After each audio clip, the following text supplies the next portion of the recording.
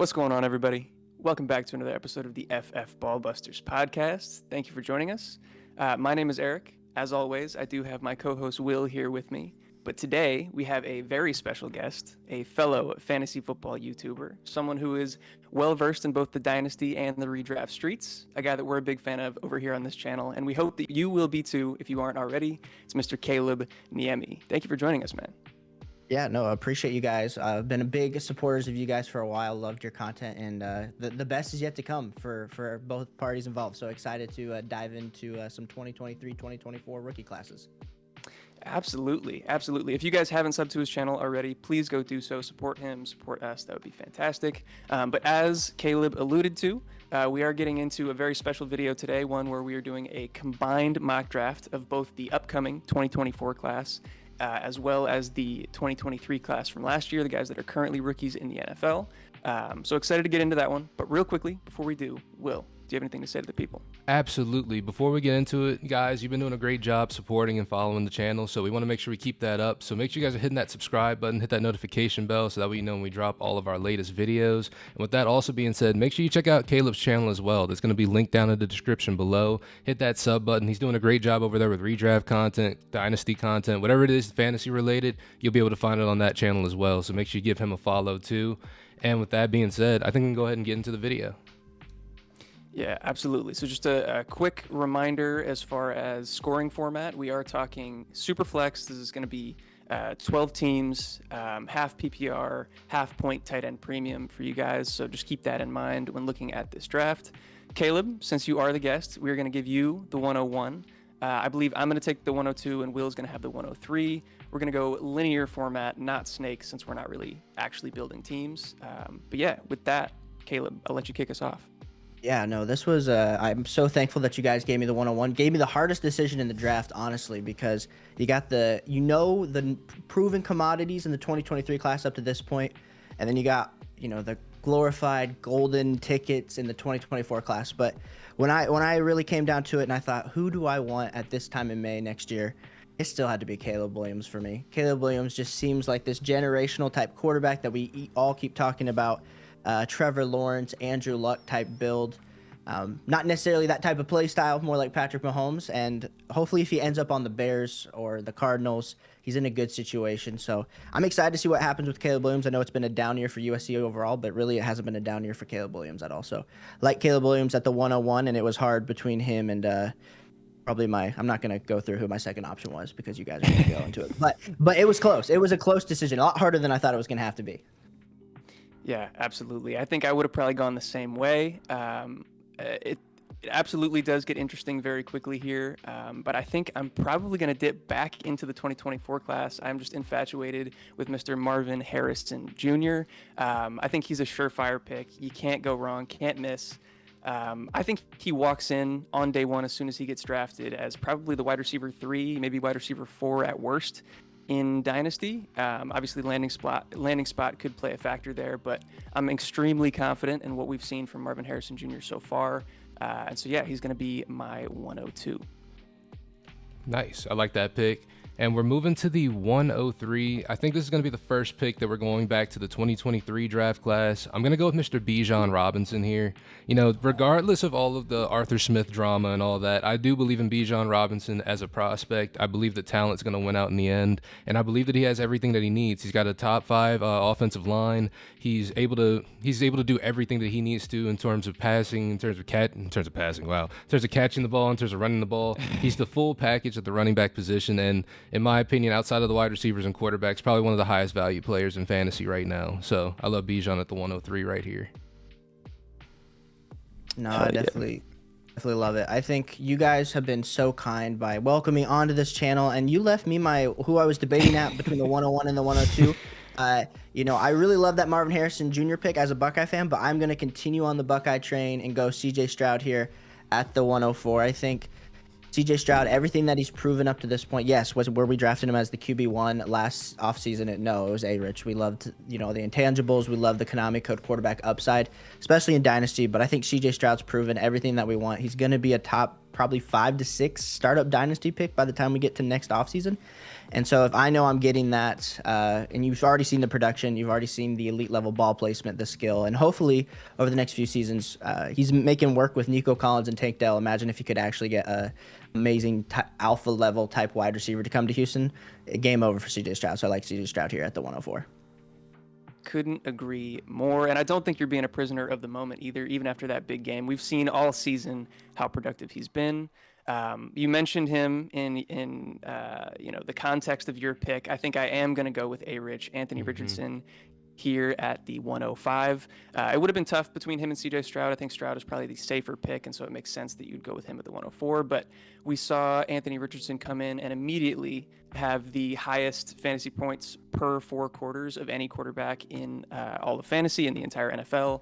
Obviously, he's dealing with a fairly significant shoulder injury. He had to get surgery on that AC joint sprain, so that's kind of what knocks him back a little bit. But as long as he comes back to full health, I expect him, the sky to be the limit once he gets back out on the field in 2024. So he's going to be my 105. Absolutely. He's been one of the more exciting players to watch as of late. And honestly, I'm looking forward to seeing how his future pans out. And we're going to stay with the quarterbacks here at the 106. And I'm going to go with Drake May out of UNC. He's a guy who I feel like we've talked about him before on the channel. In terms of the quarterback 1 and 2 for this next year's upcoming draft class is Caleb Williams and then Drake May. But Drake May has been making a case for himself at that QB1 spot. He's great at playing in structure, which is something that, is kind of a knock against Caleb Williams. In terms of the athleticism and just the build, he's got the full package. He can make just about every throw out there on the field you need him to make. I love Drake May going forward. I think he's a UNC quarterback that's going to pan out pretty well in the NFL. Well, I was hoping Drake May would somehow fall to me so I wouldn't have to make this hard decision, because that was definitely a tier break for me when we're going into looking into these next few picks. But for me here, I'm probably going Jahmyr Gibbs, and it feels nasty to take a running back this early if it's not Bejon generational type talent. But I think up to this point, Jahmyr Gibbs has proven that he can be an elite level bell cow when given the opportunity with his absolute fast explosion. I know the other 2 rookie running backs in this class kind of got they started off the season super hot, so that's, I think, the exciting part about the 2023 running back class. But I think Jahmyr Gibbs going forward is probably going to be a top 3 to 4 running back for the next 2 seasons. So let me get that here at the 107. I certainly hope so. We'll see what happens with Demont. Obviously, he's on a 1-year contract, but hopefully going forward, Jahmyr Gibbs is closer to the bell cow that we've seen so far. Love that pick. For me, at the 108, this might be a little bit of a shock. We'll see. Somebody that we talked about in our last video. I'm going to go Puka Nacua. I really believe. I think he's legit. Like I said, we talked about it. He's breaking all sorts of records so far through his first 8 games. Among all rookie wide receivers all time, he is first in receptions, first in yards, and third in fantasy points. So I'm ready to buy in, put him amongst the elite tier of dynasty wide receivers. There's a lot of other names that I was definitely considering here. Like you mentioned, Caleb, this was kind of a teardrop after those quarterbacks. But yeah, I'm going to go with Puka. I'm going to buy into my guy. I'm curious your guys' thoughts on this one. Puka. So we did just recently talk about Puka, and we talked about, some of the people that we had, I guess, ranked above him. And we were saying we weren't quite ready to throw him in that company, but you're saying you are ready to put him up there in terms of at least going forward, at least. You know what I mean? Yeah, I don't think he's a top 5 dynasty wide receiver at the moment, but I think he's just outside of it. I have him in that 6 to 7 range. Got you. That makes some sense. I was debating between Puka and Gibbs on my pick, so I like that pick for you. Okay. And this is mindset here. I like it. This is a pick I've been kind of wrestling with a little bit, and it's a little bit of recency bias here, but I kind of believe in it still. I'm looking at Trayon Henderson for this spot. I'm liking him a lot. I'm liking the performances as of late. It's like we talked about. We knew he was kind of the full package coming into this year. We just wanted to see the production, and we didn't see that at the beginning of this season, but he has had some marquee games lately. These past couple of weeks, he has been on fire. He's looked like everything we wanted him to be. And honestly, I feel like this is a great spot for him. If you're able to get him at this point in the draft, obviously this is a kind of a combined mock draft, so you wouldn't really be able to do this too much. But if you were able to get him this late in the draft like this, I feel like that could end up being an absolute steal one day. man crushing on this channel right now. I hope you guys know. Like, your Ohio State Buckeye love is just it's piercing the heart. But with my next pick, I will not be drafting another Buckeye. I will be going with Malik Neighbors out of LSU. I think there's a real case to be made right now that Malik Neighbors is just underappreciated in this 2024 class. Marvin Harrison, of course, gets all the love. The top three players do. But Malik Neighbors, I mean, he's on pace to break Ja'Marr Chase's record over at LSU for a wide receiver, and that's kind of unprecedented. We've seen what Ja'Marr Chase has been able to do in the NFL. So I think for a while, I definitely had Malik Neighbors as like my wide receiver 3 in the class. Had both Buckeyes receivers as the wide receiver 1 and wide receiver 2. But Malik Neighbors, I mean, you can't put him any lower than wide receiver 2 at this point. I think there's definitely a case to be made. Him and Marvin Harrison are a lot closer than most people think. No, I absolutely agree. I love that take. We had somebody comment on the channel after our wide receiver video talking about how Malik Neighbors reminds them a lot of Stephon Diggs.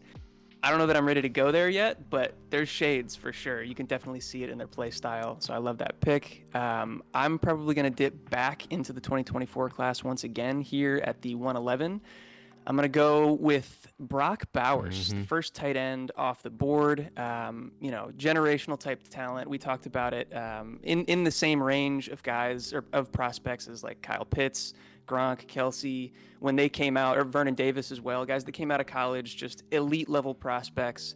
Obviously, he's dealing with the injury right now. He's going to have that tightrope surgery on the ankle, and so we hope for a speedy recovery. We hope for a full recovery. I'm honestly kind of hoping he sits out for the rest of the college season just to ensure that he's fully ready to go. But absolutely historic production. He would have been on pace to shatter basically every tight end receiving record in college history had he not gone down with this injury. And so I'm very comfortable taking him here in the first round of this combined mock draft. I love that. I love Brock Bowers. I think, you know how I feel about tight ends, and I think he's going to be a great one going forward. Looking at the 112, going to round out this round. I am looking at Emeka Egbuka at this spot. Now, I know there's still a lot of wide receivers left that have already been in the NFL who have been playing at this point, who have produced, but I do love the potential of Emeka Egbuka over a lot of these guys who are currently in the league right now, at least based on what I've seen, especially like the Quenton Johnstons, the Jordan Addisons of the league so far, Jackson Smith and Jigba.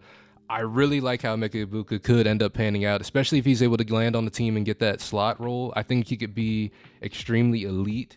I also feel like he can play just about everywhere on the field. Obviously, he doesn't win as much on the outside as you would like to see from an elite prospect, but I think that is something he can develop into his game. He can learn a lot, especially based on the landing spot, which we're going to say a lot for a lot of these guys is going to be a common theme. But I really do feel like he could perform at that next level, given the opportunity, especially in the slot role for sure. So Emeka Egbuka, I love him at that 112. Yeah, well, you're just choosing all my Buckeyes. I every pick, I'm like, wow, he's doing exactly what I would do. But since you took all my Buckeyes off the board and I can't be a homer, my next pick I'll do a Michael Penix Jr. out of Washington. I think there's a lot of for me, he's my QB3 in this 2024 class, and I think he's probably going to get first round draft capital. I think there might be 4 quarterbacks taken in the first round this next year, and so if that's the case, he gets that first round draft capital, which of course is all up to debate next May. I would have him probably behind the top 3 2024 rookies that we all keep talking about. So I think he can get up pretty high. I know he's an older prospect, which is always a concern, but he is a quarterback, so a lesser concern at that position for me. So I'll go with Michael Penix Jr. No, I like it. He's been performing tremendously over there at Washington this season at potentially a Heisman level. We'll see what goes down with that as the season continues. But we got Michael Penix off the board. I think I'm going to go back to the 2023 class. I'm going to take Jordan Addison here. We've talked about how some of his stats are a little bit inflated. Obviously, the touchdown luck, the run that he's been on in terms of scoring touchdowns and these deep bomb passes has been pretty crazy. But we've seen, exactly kind of what he was billed to be coming into the NFL as a prospect. He's been a fantastic route runner, a great separator. He's actually been fairly decent in terms of avoiding press and, fighting against physical, bigger corners than I kind of expected him to be coming into the NFL. And I think, the coaching staff has done a great job of deploying him in ways that really put him in the best position to succeed. And so even though he does have Justin Jefferson there, and there's a little bit of a quarterback question going forward with Kirk Cousins dealing with the Achilles tear, I'm still going to take Jordan Addison here because I love what I've seen out of him so far. Nice. I love that.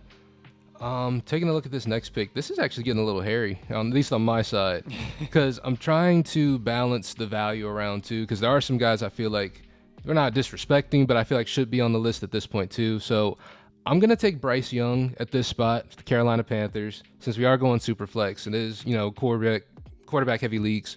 So I like Bryce Young at this spot. We're hoping to see more development out of him because obviously, it hasn't been a great situation. The Carolina Panthers themselves as a team have not been great. It hasn't been much inspiring, but you're hoping that the pedigree kind of wins out at this point. Bryce Young is a guy who has been winning his entire life. He got here to the NFL. Things have changed quite a bit. He's noticed he can't win as easily. But we're hoping that things can change. This team is hoping to build around him and build things up. They're putting him in good spots. And we're just got to hope that they continue to develop and put him in a good spot. So out of these rookie quarterbacks, I feel like he's got an opportunity. I feel like he's got the investment behind him. It's just a matter of if the team can pull it off at that point. So I'm hoping, and I'm putting Bryce Young at this spot. It's a little bit more of a prospective pick, though. 100%. I think you just left me an easier decision because Bryce Young was definitely in consideration. He's definitely been undervalued here in the Dynasty community just based on his performance compared to the other quarterbacks. But I'll be going with Sam Laporta here.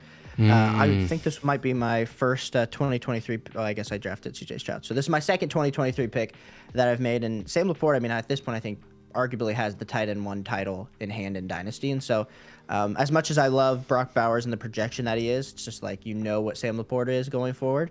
And we said the same things about Kyle Pitts. Sometimes these rookie, sophomore, third-year tight ends, it's kind of a rough up and down. But Sam Laporta is in a great offense in Detroit. The second receiving option to Amon-Ra St. Brown. So give me Sam Laporta here in this round of the draft. We love Sammy football on this channel, so I'm not upset about that at all. Absolutely. And you made my decision a little bit easier as well because I was looking at 2 tight ends. I get to choose the other one here, also in the 2023 class, Dalton Kade.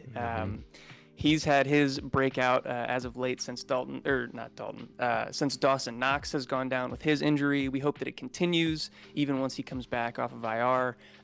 He's really shown exactly what I saw from him in the pre-draft process, just how athletically gifted he is, how sure-handed he is. The mind meld is already happening between him and Josh Allen. You can see that he's really that trusted go-to receiver already. And so I'm loving that connection, and to be able to have a young, talented tight end tied to one of the best quarterbacks in the NFL for however many years at this point, I'm incredibly comfortable taking that here at the 205. Nah, I love that pick. Love Dalton Kade as well. We're taking a look at the 206. And I think I'm going to go with JSN at this spot here. I feel like he's gone low enough at this point. I feel like I am just really hitting all the Ohio State guys. It's kind of crazy how this is shaking out. I might have to just keep it going at this point. But I love JSN. Obviously, when we saw him in the draft process, in terms of agility, stuff like that, he ranked off the charts. He put up some record-breaking numbers. But we haven't seen much of that translate over on the field. Obviously, Tyler Lockett's still performing at a really high level. DK Metcalf still performing at a DK Metcalf level. Geno Smith not having the greatest year that he could have. But in terms of JSN as a prospect going forward, as we talked about on this channel, he has a pretty clear route to getting a lot of volume in this offense. In terms of Tyler Lockett, at some point, he's 31 years old. At some point, he is going to fall off a cliff. We're not praying for it, but at some point, it's going to happen. DK Metcalf, I'm not really even sure if that guy's a good wide receiver yet, to be honest with you. That's me being completely honest. But JSN, we do know he has the metrics to be a great wide receiver. We've seen him in college perform at a high level with other great wide receivers. Shout out Garrett Wilson and Chris Olave out there in the league still doing things. So I think that he has time. I think we just got to give him some time. That's it. A lot of people are kind of getting impatient with him. We got to remember he's a rookie. Things could even change by the end of this season. But at this point in time, I think JSN should still be valued a little bit higher, and I like JSN at this spot right here amongst all of these other prospects. I want everyone to acknowledge that today was the birthplace of me and Will's Ohio State podcast. Starting next week, we will be talking everything Ohio State, current and former prospects. Crazy. Crazy. But yeah, no, you got to stop the cap. The fall was long enough. JSN, I love that pick for you there, Will. Next guy for me, but I will be flipping it over to the team up north. JJ McCarthy will be my next pick in this draft in the middle of the second round. I think JJ McCarthy, if he comes out, he will get that first round draft capital. I know all the crap that's happening up with Michigan. Shout out to them for stealing our signs, beating us down the last 2 years. But that doesn't matter because JJ McCarthy still elite level traits as a quarterback. He's got the arm, he's got the mobility. He definitely won't be going as high as I think Michael Penix, Caleb Williams, Drake May, but if he gets that first round draft capital, even if he gets early second round draft capital, I'm pretty comfortable with JJ McCarthy here. Nah, I love that. Yeah, I like that. Yeah, same. Like that pick a lot. I think he's got a very high upside, and underrated athletically as well. I think he could provide some floor in the ground game. I'm glad that you made that pick. I had one guy kind of left in this tier, and that's going to be Devon Achane. Mm-hmm. He's been phenomenal since he's hit the league, since he's joined probably the perfect spot for him in this Mike McDaniel offense, putting up historic numbers, Jamal Charles, Chris Johnson type production so far since he's been here. Obviously, he's going to be coming back off of IR either this week or next week. We hope to see him back very soon and producing at a high level. I'm a little bit further off of the running backs just in general in Dynasty. You had Jahmyr Gibbs all the way up at the 107. I think that Jahmyr Gibbs and Devon Achane are very, very close together, which may not be well evidenced by how this draft has gone so far, but I do think that they belong a lot closer together than we have them shown here. Yeah, absolutely. I think Devon Achane, like you said, when he's been on the field, he's been phenomenal. And hoping that, that continues going forward, especially when he comes back off IR. But he has an opportunity to raise even higher up this board, in my opinion. Next, for my next pick, I'm looking at Romo Dunn out of Washington. I feel like, again, another guy who should perform at a very high level. Just some stuff that we talked about on the channel before. He's playing really well this year. He was first team All-Pac last year. He's got a really good combination of size, length, and speed, so it's just great to see him out there.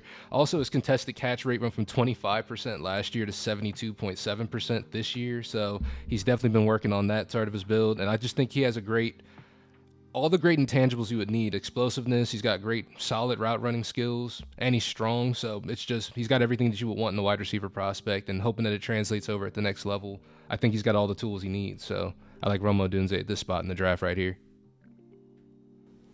That was going to be my pick, so Will, you just keep sniping me, which is awesome. Oof. I think this next pick for me, it was hard because I was debating between what we've already seen in the 2023 class versus, the potential that I feel like we always love the allure and it doesn't always translate. But I think Keon Coleman is going to be my next pick here. Just big-bodied wide receiver. We've seen guys like him being able to produce in the NFL very consistently, and so I think it might be a slower start out of the gate compared to maybe some of these other guys, like, of course, Marvin Harrison, Malik Neighbors, and Meebo Ika. But I still think the potential is there. In a normal draft class like we've seen the last few years, he'd probably be going in the top 3 or 4 picks. You're going to get a pretty good value for him in the 2024 class. So Keon is my next guy up here. Hell yeah. No, I love that. He was in my kind of debate for who I was going to take at this pick as well. But I think, we are super flex. We're going quarterback heavy. I am going to go with Will Levis here. If you're new to the channel, you don't really know. But if you've been around, we've had some negative thoughts about Will Levis. He hasn't been a fan favorite over here. But he balled out in his first start over there in Tennessee. Came back down to earth a little bit in this last week, but he's really shown the physical attributes that made him such a high pick, that was kind of that allure as to why he was being put in the same conversation as the Bryce Youngs, C.J. Strouds, and Anthony Richardsons. And so I think that the upside is there. Obviously, we've had the discussions in the past about his floor and his decision-making, but he's looked fairly good in the small sample size that we've had so far in the NFL. And yeah, just with Superflex, you can't let him fall any further than this. Yeah, I agree. It's easy for him to get a good start, too, because Ryan Tannehill said he was going to help him. Help him mentor him, so that's nice. Not Malik Willis. Not Malik Willis, but he'll help Will Levis. Yeah, well... With that being said, we're going to move on to the last pick of this round. And I'm going to go with the guy in the NFL right now. So I'm going back to last year's draft class. I'm going to go with Zay Flowers at this spot for the Baltimore Ravens. I just feel like he has a great opportunity over there. Obviously, we've seen the target share. We'd like those targets to be more meaningful for him, but I also feel like that's kind of just growing pains for this offense. It's literally the first year they've been working within this system, and I think there's a lot of room for them to grow within it. And I love Zay Flowers' role within this. It's been a little bit gadgety, but with that being said, those gadgety players are sometimes the guys who can perform the most because they're put in the most, different opportunities than a lot of other players. A lot of open space, And anytime Zay Flowers has been in open space, he has been what is advertised in the NFL. We saw it in college. We wondered if it would translate to the NFL level. It absolutely has. He's been out there tearing ankles left and right. So I'm hoping that he can keep building up as a player as time goes along. Obviously, he has the role in this offense. It's him and Mark Andrews and really nobody else. If they build that up, we'll see. But if they just stick with what they got now, keep building up other aspects of the team, I think they have something special with these guys, and I think Zay Flowers could be great going forward for a lot of fantasy teams.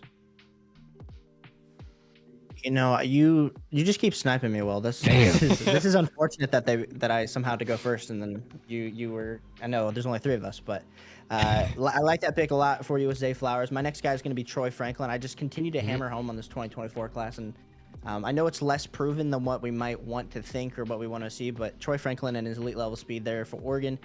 I just think there's a little bit of a tier gap between him and the next wide receiver, even though I still have one more wide receiver in this tier range, but I just think he's probably going to get second round capital, which maybe he might get first. Depends on how next year's class works. I've heard there might be 8 wide receivers taken in the first round, which would be crazy. Great for us for Dynasty.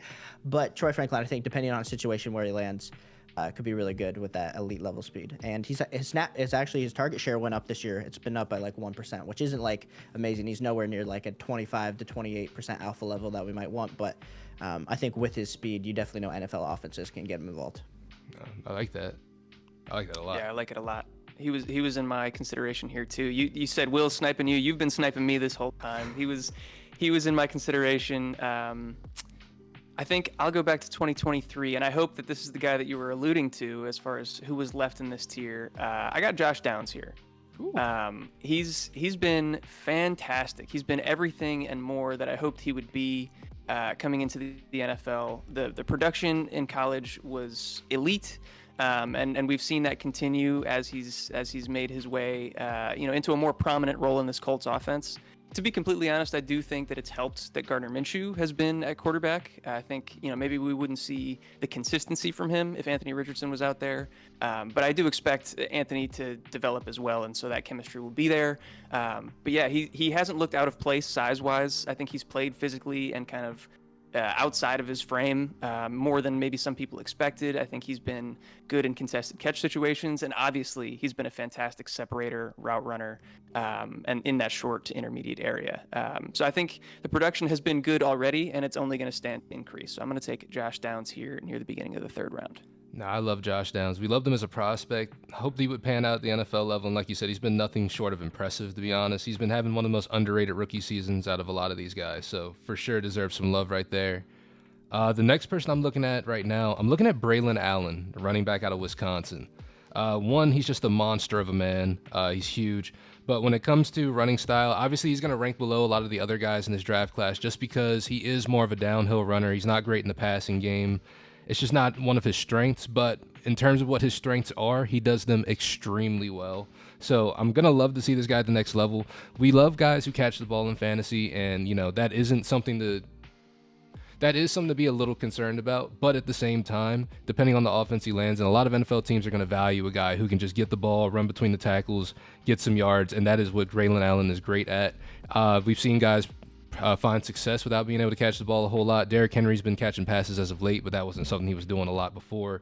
Nick Chubb, guys like that who haven't been super involved have been really great for fantasy, and I think that is something Braylon Allen's going to be able to do as well going forward. I really like that Braylon Allen pick. But you set it up for me. You didn't snipe me this time, so I felt good about that. I was able to plan a little bit ahead of time on who I was going to choose. I'm going with Xavier Worthy here with my next pick. And I think Xavier Worthy, when we talked about this 24 class, like back in 2022, it was always like Xavier Worthy was up at the top, maybe as wide receiver 1. Now that's, of course, taken a drop over the last few seasons. I mean, in his freshman season, had a 30% target share. Now he's down to like a 21% target share. You can blame that on a few factors, whether it's coaching, whether it's, just better players that he's playing with around him. Quarterback play has been pretty consistent, actually probably getting better, even though I know Quinn Ewers is hurt right now. But I just think Xavier Worthy, he ran like a 4.29 in high school on a 40-yard dash. So if he can get below a 4.3, he'll definitely be a first-round drafted wide receiver. And so give me some Xavier Worthy here later on in the 2nd round, or I guess 3rd round, sorry. Hell yeah. No, you're good. Yeah, I like that. I still had him a little bit lower. I think maybe I'm lower on him than consensus at this point. Obviously, Will has talked about his love for Adonai Mitchell and some of the other receivers over there at Texas. But no, I like that a lot, especially with the pedigree that we saw from him earlier on in his career. I'm going to go again with another 2024 wide receiver. I'm going to take Brian Thomas Jr. out of LSU. He's been a little bit overshadowed because, he's sharing the wide receiver room with Malik Neighbors over there. But the two of them have been on pace to break Justin Jefferson and Jamar Chase's records at LSU. And so that's been incredibly impressive to see. Not something that I thought was going to be approached in the near future after that crazy Joe Burrow year. But he's got elite size. He's like the perfect prototypical size for, that true X wide receiver. He's shown us the ability to separate run routes well, even though it's not the most diverse route tree at this point, that can develop. But the things that you would expect of somebody that size, great jump ball and contested catcher, great in the red zone. And so for him to be all the way down here, I think is a great value. Absolutely. I love that pick. Moving with the next person that I've got on here, I'm looking at Mr. Trey Benson out of Florida State. Honestly, he's somebody that somebody commented on. I can't remember the name. If I find it, I'm gonna throw it up on the video. So shout out to you. You brought him onto my radar to take a look into him a little bit closer. And yeah, he's absolutely been having a great season so far. He's had some games where the team hasn't needed him as much, and some blowout wins against Syracuse. They were blowing him out, so they didn't really need to run the ball a whole lot. But the games that they needed him to show up, he has been nothing short of there. He had a great game against Virginia Tech this year with 200 yards, I believe, rushing, 3 touchdowns. It's just, I feel like he's building a great resume for himself to land at a good spot. And also he's shown that he can do it in both the passing game and the run game. And that's very valuable, as we've talked about a little bit earlier. So I like Trey Benson out of Florida State. I think he's going to do some great things if he keeps up this momentum through the college football season. Yeah, I like that pick. My next pick, I was thinking, do I go with the 2023 class where I know draft capital, I know situation, do I go with the 2024? And I'm going with 2023. We're going to go with Zach Charbonnet here. When I was looking at these running backs, there was a few running backs I'm interested in the 2024 class, but of course, like when we talk about Dynasty, first, second round draft capital is everything. And Zach Charbonnet being able to get that draft capital, even though he is behind Kenneth Walker, even though he is on the Seattle Seahawks offense, I think a lot of people have soured on Zach Charbonnet, even though we knew the situation going in. But the most exciting thing for me about Zach Charbonnet, even for just a redraft perspective, even to Dynasty, is the snap share each and every week continues to go up with Kenneth Walker. So I don't know what that's going to turn into. I don't think he's any fantasy football star by the end of this year, but I think going into next year, we're definitely going to look at Zach Charbonnet as a high upside pick, especially when you're able to get him in the third round of this kind of mock draft. No, absolutely. I love that. And you make a really good point. The snap shares have been on the rise. We've seen Kenneth Walker deal with some injury issues in the past. He's an elite level handcuff right now. We'll see if that turns into anything for redraft players as we go forward. I am going to go with the 2023 class as well. We'll stick on that side. I'm going to take Tank Dell. He's proven to me that size does not matter. It's Short King Winter. Can we say that? Short King Winter. I like it. It is time for these guys to show out. We saw it with Josh Downs. We're seeing it with Tank Dell. He's been elite so far in terms of his route running, his separation, his body control. We saw him with 2 touchdowns and played a pivotal role in this last win for the Texans over Tampa Bay last week. I've just loved what I've seen from him. I don't think that the size is as much of a concern as people thought it was going to be. I don't have a ton more to say. I just hope that they don't add too much receiving talent, although I do think that his role is probably specialized enough that he's going to continue to eat, even if they do bring in more wide receivers there. Yeah, I think Tank Dell, like you said, he's become a team favorite. Obviously, CJ Stroud asked him to be drafted as well, so I think I think Tank Dell is pretty solid, especially since he's been balling as of late too. So they've been putting the production behind those words, so I love that. For the next pick, I'm going to go back to 2023 as well. I'm going to pick QJ. I'm going to take Quenton Johnston. I haven't completely given up on him yet. I still think, the situation is amazing. The fact he's tied to Justin Herbert for as long as he is. Mike Williams, it seems like more and more. Every year it goes by, it feels like Mike Williams is more and more on the outs. Keenan Allen is getting older and older. It just feels like there's so much real estate for Quenton Johnston to really perform in this offense. We just really have to hope that at some point he matures and he gets that opportunity out here. That's really all we're hoping on, because at this point, he's got everything else you would want in terms of the metrics, the size, the speed. you'd really just want him to actually go out there and perform. That's all we're missing is for him to perform, which is why he's as late as he is in this draft. But with that being said, I do think that at some point, well, I don't think at it. I hope that at some point he's going to get it all together and put it all together and put it together on the NFL field with this Chargers offense. But who knows at this point? I'm really banking on it, though. But hey. Bro. Hey, I hate to call you out. I hate to. But your whole argument is that you hope. Hey. Your whole argument is that the situation is there. We are in a third round of this draft. This guy was drafted in the first round. You know what I mean? He has the capital. He has everything. We just need him to perform. And I don't know what the disconnect is. None of us do. So I'm hoping, we really are. Maybe talent. Oof. Or not. Oof. Who knows? Who knows? Hey, all I know is I was more negative about Quenton Johnston to start this whole process. No, I know. I'm holding a little hope. I'm just messing What's with up? you. Got burned by N'Keal Harry. Got burned by QJ. Trust me, I will not be getting burned again. Max doing the little thumbs up thing, but no. Next up for me, I'll do Raheem the Jet Sanders out of Arkansas, running back, and I think he's definitely had a down year this year, 100%. I mean, if we were looking back in the summer, we were talking about him versus Trayon Henderson as the RB1 of the 2024 draft class. And it just hasn't been there. I think Trey Benson, you could maybe even make the case for Braylon Allen to be ahead of Jet Sanders at this point in the RB rankings. I'm going into next year, but I still think he's probably going to get second to third round draft capital, even with the production that he put in as a freshman and a sophomore. So I like that pick here, even though it's a risky because, like we said, we don't know draft capital on any of these later round running backs in the 2024 class. No, I dig it. Yeah, he's like you said, he was in the conversation for RB1 coming into this year. The injury woes, he's been trying to play through it. He's been far less efficient, far less productive, but the talent is still there. The size is definitely still there. He's a big boy, so hopefully he gets that draft capital like you said. I'm going to go with one that's maybe a little bit more under the radar. We talked about him near the end of our wide receiver rankings video. It's going to be Devante Walker out of UNC. Not a ton of production so far in the box scores because of a weird situation with eligibility, and he had transferred multiple times, but he was able to get back out onto the field for the first time with UNC kind of at the midpoint of the season. I believe he's been playing with them for 4 weeks now. And after that first week where he was kind of getting settled in, he has exploded onto the scene there with Drake May. He's been the number one target, and he's been a red zone monster, scoring touchdowns left and right. He's got the ideal prototypical size that you love to see out of an X receiver. I think he separates well, and the contested catch, the jump ball ability is there in spades. So yeah, I love Devante Walker. Hopefully we see more from him as the season continues, because like I said, it is a small sample size. But if that continues, he can find himself rising up this draft board as well. Absolutely.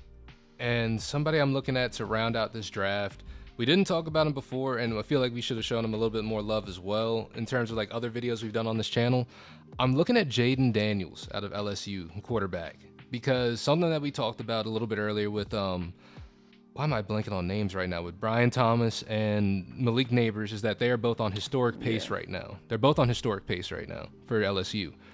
And that can't be done without the quarterback. You know what I mean? And Jaden Daniels has gone out here. He's performed very well.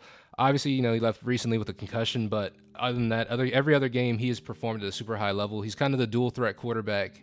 He is the dual threat quarterback, I feel like, and outside of Caleb Williams, maybe, in the NCAA. He's been performing at a super high level. He's been sustaining 2 wide receivers who are performing at a historic level for this team, and that's historic compared to Jamar Chase and Justin Jefferson. So I'm not saying they're them at all by any means, but at the same time, he is performing at a really high level. He may be one of the first seniors to get called in terms of draft night, and he could get pretty good draft capital depending on what teams are valuing him. He could get second-round capital, third-round capital, hell, even late first-round capital, because like something Caleb was saying at the top of this, there's a lot of talented quarterbacks in this draft class, and depending on how the rest of all this shakes out, Jaden Daniels has made a pretty good case for himself rising up draft boards. So I like Jaden Daniels at this point in the draft, especially with, at the third round, the back end of this one. No, I like that pick, and I guess I started it. I get to round everything out for you guys. I appreciate you guys having me on. My final pick is going to be Rashid Rice out of Kansas City. There's some good running backs still on the board. There's some good wide receivers still on the board, but I'll take the wide receiver that has shown glimpses with Patrick Mahomes in this Chiefs offense. I feel like the last few seasons we've been looking for that guy that could overtake or become the wide receiver one. With Kelsey still there for who knows how much longer Kelsey's going to be there as a 34-year-old tight end, someone's going to need to take the mantle. I don't know if it's Rashid Rice long term, but of course for the next 2 years, I imagine Rashid Rice just continues to improve. And the glimpses that we've seen this year, I mean, we wanted to see those from Sky Moore last year, and we didn't see them his rookie season, or this year, even this year, and or this year. So Rashid Rice, the fact that we're seeing it as a rookie, I think, is impressive in an Andy Reid offense. So give me some Rashid Rice. Love Rashid Rice. You know, we love Rashid Rice on this channel for sure. So I love that pick. That's Will's boy, absolutely. All right, so we have rounded out the 3-round mock draft here, the combined 2023-2024 class. Caleb, can't thank you enough for coming on, man. We really appreciated it. Chopping it up with you, talking ball, has been a great time. If you guys haven't subbed to his channel already, please go do that. Like we said, everything's going to be linked down in the description below to his channel, his socials, all that good stuff. Do you want to say anything before we head out? No, just I appreciate all that you guys are doing. I enjoy tuning in, so continue to keep doing what you guys do. And like I said, if you guys don't know, they're like the up-and-coming Dynasty talk on YouTube and on the podcast world. So I'm super excited to be here. Yeah, thanks so much for joining us, man. It was a whole lot of fun. I hope you guys enjoyed. I hope you guys learned something from this. If you have any questions, comments, if you disagree, agree with anything that you saw in this mock draft, please do leave a comment down below. We would love to engage with you. And if you want to have an even deeper conversation and join the community that we're trying to build, we do have a link to our Discord in the description below as well. So go check that out. And then all the good YouTube stuff that we talked about at the top. If you could hit that like button, that's a great way to support us. Hit the sub button for our channel as well, and hit that notification bell so you're up to date with all of our latest videos coming out. But Will, do you have anything to say to the people before we head out? Yeah, make sure you guys check out those links down in the description below. Make sure you guys are checking out the links to our other sponsors, the Dynasty Owner over at Do Numbers, get you some merchandise, stuff like that. And most importantly, check out the link to Caleb's channel. Show him some love, show him some support. He's great. He's awesome on the channel today. Love having you here. So it's been a great time having you. Make sure you guys go over there because he's got some great content as well. So with that being said, if you guys made it into the videos this far, as always, we love you. And we'll catch you in the next one. Peace. Peace.